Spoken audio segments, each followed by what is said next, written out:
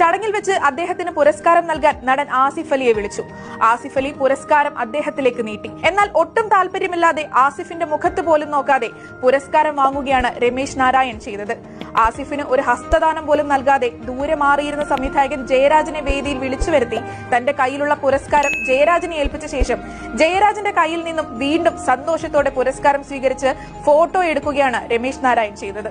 ജയരാജനെ ചേർത്ത് പിടിച്ച് ആശ്ലേഷിച്ച രമേശ് നാരായൺ ആസിഫ് അലി എന്ന നടനെ കണ്ട ഭാവം പോലും നടിച്ചില്ല. യാതൊരു പരാതിയുമില്ലാത്ത മട്ടിൽ പിന്തിരിഞ്ഞു പോയ ആസിഫ് അലിയുടെ ദൃശ്യം സാഹോദര്യത്തിലും സ്നേഹത്തിലും വിശ്വസിക്കുന്ന മലയാളികളെ സംബന്ധിച്ച് പ്രയാസം സൃഷ്ടിക്കുന്ന ഒന്ന് തന്നെയാണ്. ഒരു കലാകാരൻ മറ്റൊരു കലാകാരനാൽ അവഹേളിക്കപ്പെടുമ്പോൾ ജീർണിക്കുന്നത് നാടിന്റെ സാംസ്കാരിക മിടിപ്പുകൾ കൂടിയാണ് എന്നും സംസ്കാരം വില കൊടുത്തു വാങ്ങാൻ സാധിക്കില്ല എന്നുമാണ് എല്ലാവർക്കും മനസ്സിലാകും. അപമാനിച്ചത് മനഃപൂർവ്വം ആണോ അല്ലയോ? സംഗീത ബോധം മാത്രം പോരാ, അല്പം സാമാന്യ ബോധം കൂടി വേണം.